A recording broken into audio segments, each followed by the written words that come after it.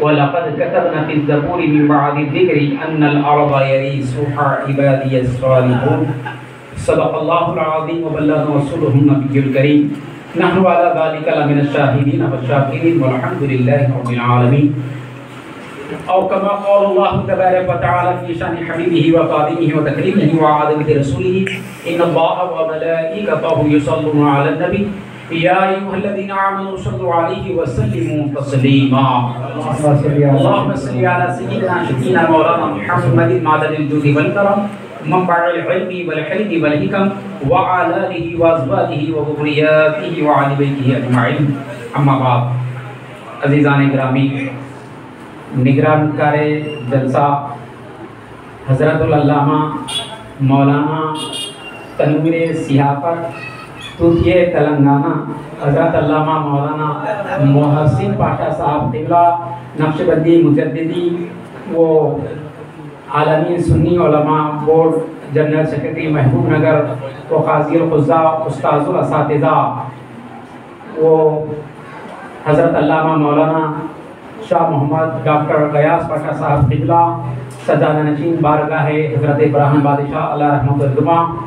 وہ پیر طریقت رہبر شریعت حضرت علامہ مولانا خواجہ مقیم الدین صاحب قبلہ خطیب بے بدل وہ حضرت علامہ حافظ و قاری مولانا حافظ محمد آصف علی صاحب و دیگر سامعین السلام علیکم ورحمۃ اللہ وبرکاتہ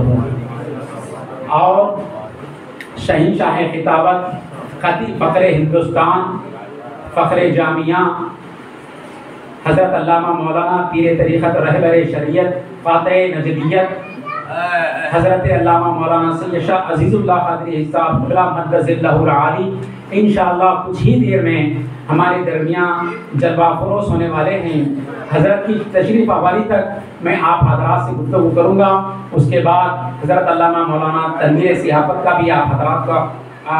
کو خطاب سننا ہے، اور مولانا انشاءاللہ تعالی آج رات میں بھی اجمیر شریف کو بھی ماشاءاللہ روانہ ہونے والے ہیں۔ ماشاءاللہ مولانا کا مبارک یہ سفر ہے کہ ایک ولی کے عرس سے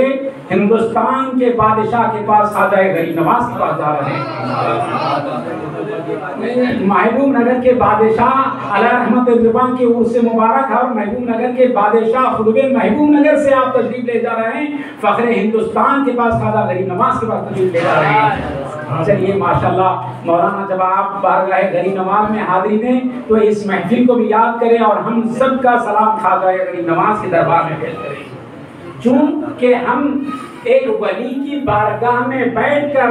امام الاولیاء کی بارگاہ میں سلام بھیجا رہے ہیں۔ حضرت برہانہ بادشاہ کی علیہ رحمت الرضوان کی بارگاہ سے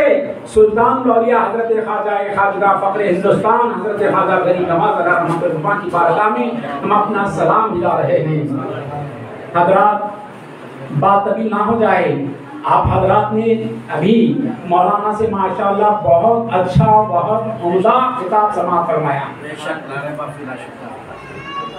میں زیادہ طویل گفتگو میں نہ جاؤں، چیدہ باتیں آپ حضرات کے لیے کوشش گزار کروں۔ آپ ذرا سائڈ میں ٹھہر جائیے، ذرا تفصیل مفصل خطاب میں نہیں، بالکل سیدھا دو تین باتیں رکھوں تاکہ حضرت قبلہ تشریف لاتے ہی میں اپنی جگہ لوں۔ یہ اللہ کا کرم ہے، یہ اللہ کا فضل ہے، یہ نبی کا فیضان ہے، علی کا طفیل ہے، اس ولی کی بارگاہ میں حاضر ہے ہم۔ اللہ جس کو چاہتا ہے نبی کی محبت عطا فرماتا ہے، علی کی محبت عطا فرماتا ہے، اور اولیاء اللہ کی چاہت عطا فرما دیتا ہے۔ ہر ایک کو یہ توفیق نہیں ہوتی کہ وہ اولیاء اللہ کے قریب ہو جائے، بزرگوں کے نزدیک ہو جائے، اللہ والوں کا قرب حاصل ہو، یہ ہر ایک کے خوش نصیب نہیں، بلکہ اللہ کا کرم اور اس کا فضل سرکار کا فیضان یہ ہے کہ اللہ نے اپنے محبوبین کے ہمیں قریب کر دیا ہے۔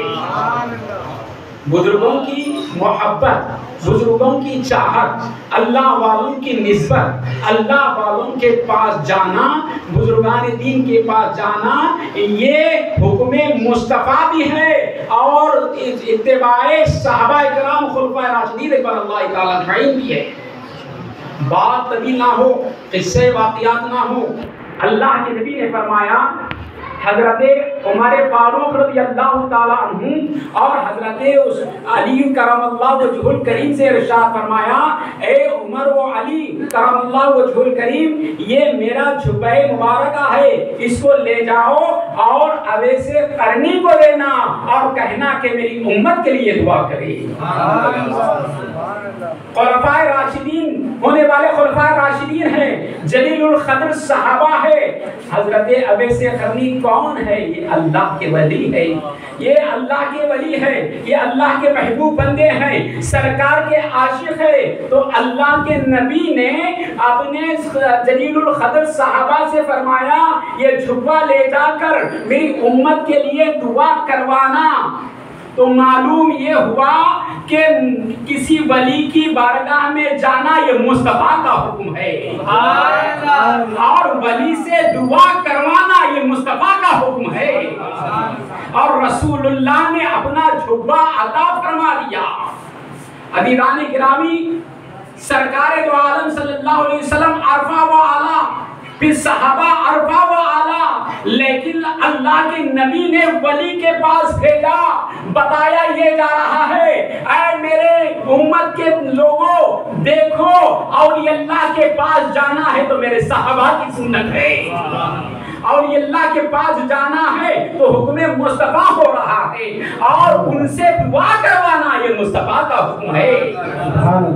یہ مصطفیٰ کا حکم ہے۔ اور رسول اللہ صلی اللہ علیہ وسلم اپنا جھبا بھیجا رہے ہیں۔ ہمیں یہاں یہ سبق ملتا ہے، ہمیں یہاں یہ فکر ملتی ہے، ہمیں یہاں یہ ذہن ملتا ہے، کسی اللہ والے کے پاس اگر وہ باحیات ہے تو ان کے لیے تحفے تحائف لے جایا کرے، اگر وہ صاحب مزار ہے، زمین کے اوپر ہے تو ان کو چادر لے جایا کرے۔ یہ میں اپنا وجدان بتا رہا ہوں، اپنی سوچ بتا رہا ہوں، اپنی فکر بتا رہا ہوں۔ عزیزان گرامی، حضرت برہانہ بادشاہ علیہ رحمۃ اللہ کے آج 53 ایئرس ہو گئے، 253 سال وہاں عرس مبارک منایا جا رہا ہے، اور خدمت بھی چاہت بھی خدمت سے ملتی ہے، ہر ایک کو نہیں ملتی، یہ خدمت سے ملتی ہے۔ اللہ والوں کی خدمت اور ان کی چاہت یہ خدمت سے ملتی ہے۔ اللہ جس کو چاہتا ہے ان کے قریب کر دیتا ہے۔ تو قربان جائیے، حضرت عدم شرفی علیہ رحمۃ اللہ نے ہم سب کو شہر محبوب نگر میں بتا دیا، اے عاشق اللہ والوں، اے مصطفیٰ کے دیوانوں، اے علی کے دیوانوں، اے اللہ والوں کے چاہنے والوں، یہ حضرت برہانہ بادشاہ کا در ہے، یہاں آؤ اور یہاں سے فیضان لیتے چلے جاؤ۔ ایک ذات عدم شرفی نے حضرت برہانہ بادشاہ کا مقام بتا دیا کہ ان کے مقامات کیا ہے، ان کے فیوز کو کیسے حاصل کیا جاتا ہے، ان کے مراتب کو، ان کے فیضان کیسے حاصل کیا جاتا ہے، ان سے استفادہ کیسے حاصل کیا جاتا ہے۔ حضرت عدم شرفی نے برہانہ بادشاہ کا راستہ بتا دیا، اے لوگوں یہاں آؤ، یہ اللہ والے ہیں، یہ رسول اللہ سے ملا دیں گے، اللہ سے ملا دیں گے۔ نعرہ تکبیر، نعرہ رسالت، فیضان برہانہ بادشاہ۔ یہ ہر حضرت برہانہ بادشاہ کا وہ آستانہ ہے جہاں مردہ دل آتا ہے تو زندہ دل ہو جاتا ہے، پریشان حال آتا ہے تو اللہ کے فضل سے، سرکاروں کے طفیل سے، ان کی دعاؤں سے اس کی پریشانی دور ہو جاتی ہے۔ ارے بے چین و بے قرار دل آتا ہے تو حضرت برہانہ بادشاہ کے سائے میں بیٹھ کر خدا کا ذکر کرتا ہے تو اس کا قلب سکون و راحت حاصل کر لیتا ہے۔ یہ فیضان حضرت برہانہ بادشاہ ہے۔ بھائی بادشاہ آپ کے معنی تو عام ہے، آپ جانتے ہیں۔ آج حضرت برہانہ بادشاہی کا تذکرہ میں اس لیے کر رہا ہوں، ہم نام سنتے ہیں، ہمارے کام ہو جاتے ہیں، لیکن ذات بھی کیا ہے وہ جانے، ان کا مقام و مرتبہ بھی کیا ہے وہ جانے۔ بادشاہ سب کچھ معلوم ہے، برہانہ بادشاہ یعنی آپ چپل نہیں پہنتے تھے،